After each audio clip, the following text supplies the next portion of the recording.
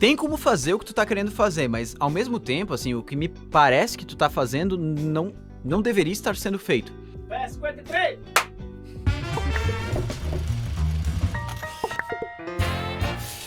Esse PR eu vou fazer em modo ASMR. Então, a primeira pergunta que a gente teve... Brincadeiras à parte! Ah, agora a galera já se assustou, né? Brincadeira, esse é o PR de número 53. Bem-vindos a mais um quadro onde eu venho aqui responder todas as dúvidas que vocês colocam nos nossos vídeos aí dentro do canal do YouTube. E não esquece de metralhar esse vídeo com todas as dúvidas que você tiver sobre qualquer conteúdo da Rocket City, colocando a hashtag PR pra você aparecer aqui no próximo vídeo desse quadro. E no último PR, aconteceu que a Dani passou por lá e ela, inclusive, respondeu uma das perguntas muito massa, que foi uma estratégia que eu conhecia há pouco tempo atrás. Não tanto há pouco tempo atrás, pouco tempo é relativo, um ano atrás, que é a estratégia de criar repositórios em memory para facilitar testes unitários. Então, se você não viu, corre lá no PR dela, porque ela fala sobre Nest, inclusive utilizando essa estratégia, e é algo que a gente tá utilizando aqui. Para quem tá vendo a minha série lá de vlogs construindo microserviços aqui na Rocket, a gente tá utilizando isso para facilitar os testes lá dentro. E agora, eu vou começar com as perguntas, começando pelo Ricardo Santos, e ele mandou: eu sou fã de React Native, porém, olhando para as vagas de emprego, Java e Kotlin são de longe o que as empresas buscam. No último mês fiz um levantamento e encontrava uma vaga de RN a cada 10 das outras já mencionadas. No canal da Rocket City, notei uma queda na produção de conteúdo sobre React Native. A pergunta é: React Native foi hype? Ainda faz sentido pensando em trabalhar com desenvolvimento mobile? Ricardo, a questão da queda dos conteúdos de React Native não é porque o React Native parou de fazer sentido. Na verdade, como o Rodrigão, né, que veio aqui pra dentro como educator da trilha de React Native lá no Ignite, entrou há pouco tempo no time e ele assumiu aí a bronca de regravar a trilha inteira de React Native lá no Ignite, ele teve que deixar um pouco o conteúdo do YouTube de lado até ele se estabilizar, e agora ele tá voltando e já trouxe vários conteúdos de React Native aí, né? Então, assim, React Native ainda tá muito em alta pra você utilizar, inclusive pra entrar no mercado. Agora, é claro, assim, se você vai olhar Java e Kotlin, são linguagens que elas estão muito mais tempo dentro do mercado. Então, obviamente, vão ter muito mais empresas trabalhando com essas tecnologias. Eu sempre costumo dizer o seguinte: comparar só por número de vagas não é tão legal, porque assim, se uma tecnologia ela tem, 2.000 vagas e outra tecnologia tem 200 vagas, cara, tu só precisa de uma, né? Tu não precisa se preocupar necessariamente se aquela tecnologia tem muitos milhares de vagas a mais. Se você gosta de trabalhar com React Native e se você curte aquilo e tá conseguindo realmente codar de uma forma legal, você vai ter espaço no mercado. Assim como o Flutter, assim como o Xamarin, assim como a Ionic, tem espaço no mercado para quem é bom trabalhando com aquelas tecnologias. Não se preocupa com isso, sem problemas nenhum. A próxima pergunta aqui é do Everton Neri, e ele mandou: fala Diego, sempre vejo conteúdo sobre React.js partindo de uma aplicação do zero, porém dificilmente sobre aplicações já existentes. A questão é, se torna inviável rodar uma aplicação legado e uma React.js ao mesmo tempo? É possível, visto que nem sempre temos condições financeiras ou tempo para recriar a aplicação toda, sendo necessário o deploy incremental. Everton, boa, cara. Isso aí, na verdade, que tu tá procurando é um dos cenários onde eu vejo que faz sentido utilizar um conceito de micro front-end. Eu não sei se você já ouviu falar sobre isso, mas micro front-end te permite trabalhar com tecnologias diferentes. Quem sabe um projeto escrito em Vanilla.js, né, que é o JS puro com HTML e CSS ali. Você pode trabalhar com um projeto com Vue, Angular, React, tudo ao mesmo tempo. E nesse caso, o que você consegue fazer com esse conceito de micro front-ends é basicamente ir substituindo rotas da sua aplicação por um código que está em React, por exemplo. Então você vai lá, por exemplo, pega a sua aplicação que tem todo o sistema de login, cadastros e tudo mais, e aí você começa criando, por exemplo, a listagem de produtos lá, imaginando que a sua aplicação tem uma listagem de produtos, você cria essa rota dentro do React e faz a sua aplicação lá dentro. É claro que serão duas aplicações funcionando simultaneamente, mas para o usuário que está ali, no fim das contas, acessando aquilo na ponta, não vai perceber isso, porque o conceito, né, o proxy que existe por volta do micro front-end vai redirecionar esse usuário para o lugar certo, dependendo da rota que ele está acessando. Então, nesses casos, sim. E claro, é impossível você parar o time todo, não existe recursos financeiros, recursos de tempo que vão justificar isso, parar o time todo para converter o sistema atual para um outro framework, por exemplo. Você vai gastar muito tempo e não vai conseguir manter a manutenção de novas features e de resolução de bugs naquele código antigo, porque ele está sendo repassado para o novo código. Então, na grande maioria das vezes, faz sentido você fazer isso, pegando partes da sua aplicação, construindo ela em React e redirecionando o tráfego dos usuários que acessam a aplicação anterior de poucas rotas para essas novas rotas conforme elas forem ficando prontas.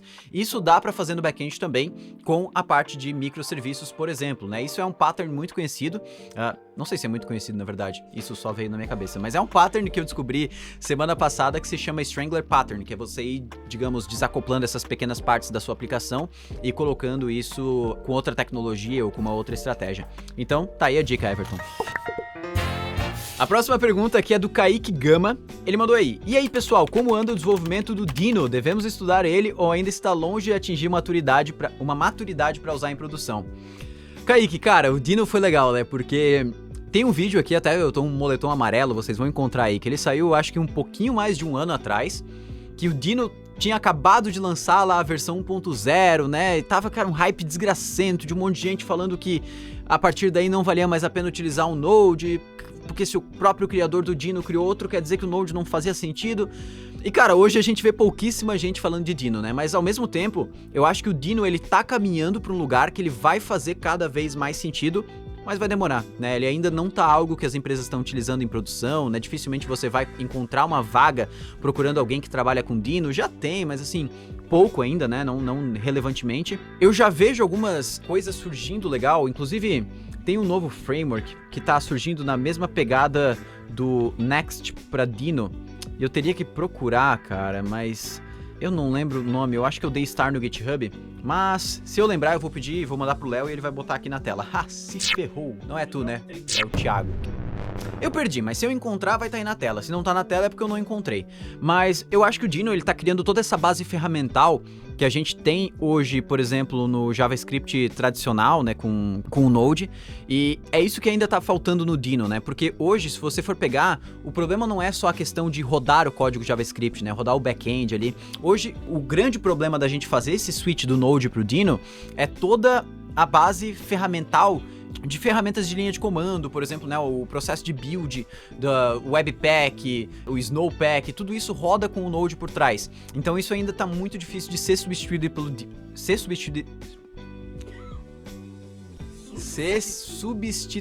pelo Dino, mas quando isso começar a acontecer, a gente vai ver cada vez o Dino entrando mais no cenário. Mas aí, bota no mínimo, pelo menos mais uns 2, 3 anos pra gente ver realmente ele sendo utilizado no mercado de uma forma um pouquinho mais significativa.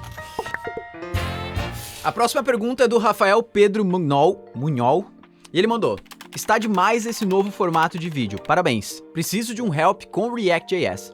Estou utilizando o React Router e tenho um loader fora das rotas para exibir loading visual quando algo está carregando na aplicação.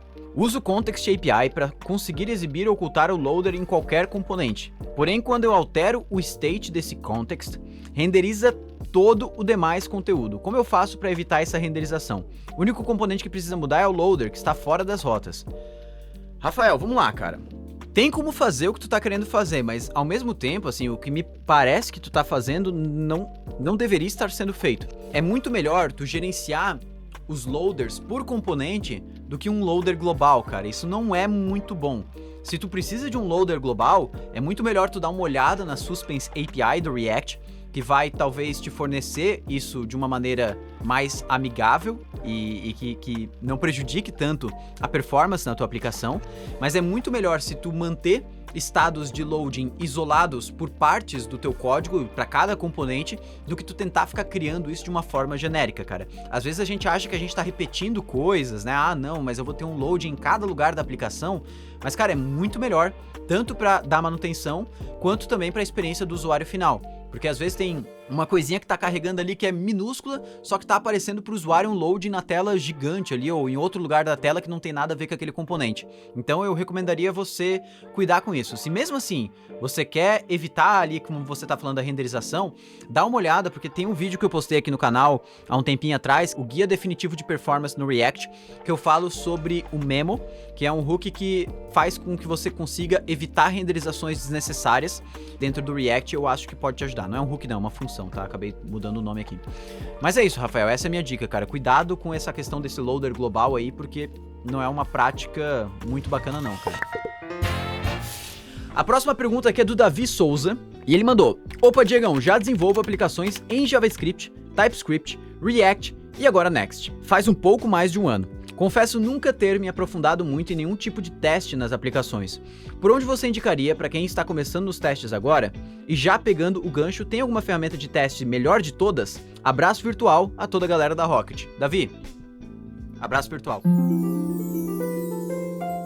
Cara, assim, para começar com testes, velho, eu te indicaria começar com testes unitários, que eu acho que eles são... Eu acho não, né? Já é comprovado, eles são a base, digamos, da tua pirâmide de testes. Os testes unitários, o que eles vão fazer? Eles vão testar componentes, a cada arquivo da tua aplicação, de uma forma isolada do contexto que ela tá. Então começa por aí, e para isso você pode utilizar um conjunto de Jest, Testing Library, e dentro da Testing Library você tem a Testing Library React, Testing Library React Native, Testing Library React Hooks, por exemplo, para testar os hooks. Então você pode utilizar isso aí para começar pela base. Quando você já tem ali, já pegou um pouquinho a manha dos testes e tudo mais, você pode partir para começar a criar testes de integração, que são como que vários componentes conversam entre si, funcionam em conjunto, né? E vários arquivos da aplicação, você geralmente não deixa totalmente aquele arquivo isolado do seu contexto, e aí você pode partir no final para um teste end-to-end, que é aquele que a gente geralmente faz com uma ferramenta, por exemplo, o Cypress.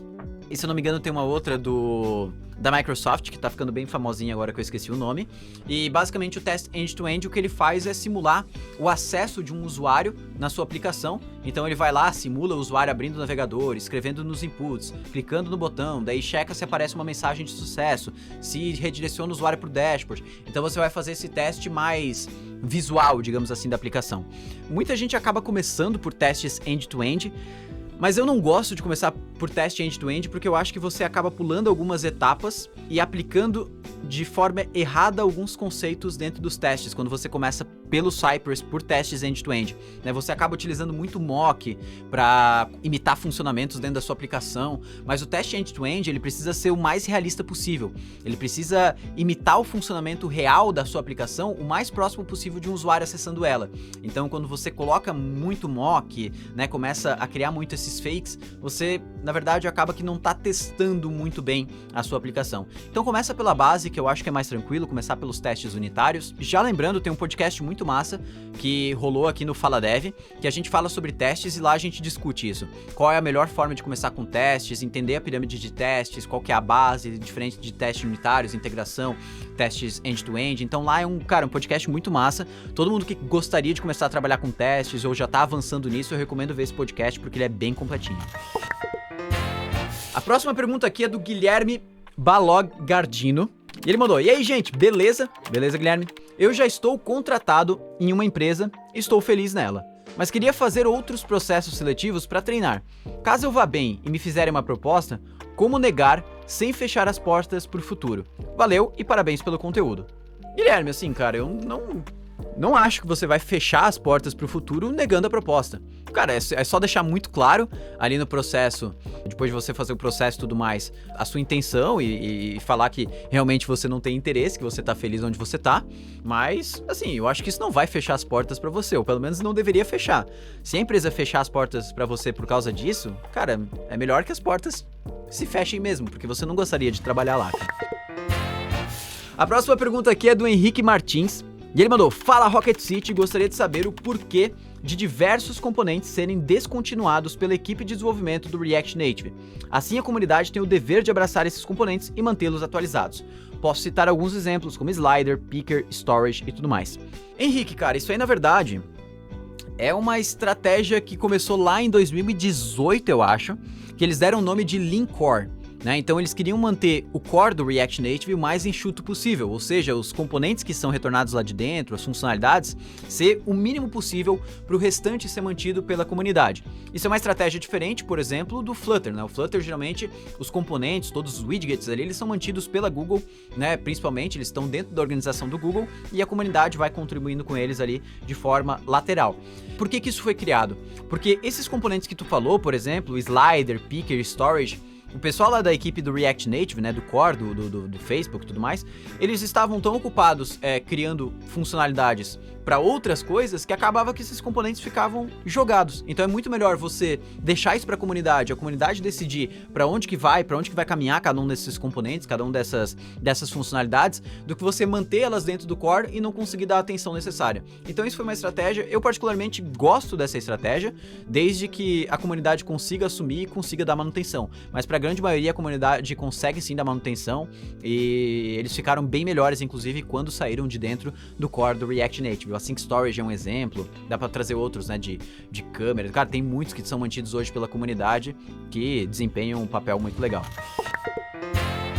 E esse foi o PR 53 e, cara, assim, muito massa as perguntas que vocês enviaram. Não esquece de metralhar esse vídeo aqui com dúvidas aí sobre tudo o que a gente já falou. Tem dúvidas aí que vocês podem enviar de React Native, de React, de Node, de Elixir, de Flutter. Envia tudo o que vocês tiverem aí e também dúvidas sobre aqueles vídeos que eu tô fazendo mais no estilo vlog, né? O último a gente foi lá, inclusive, pra São Paulo fazer.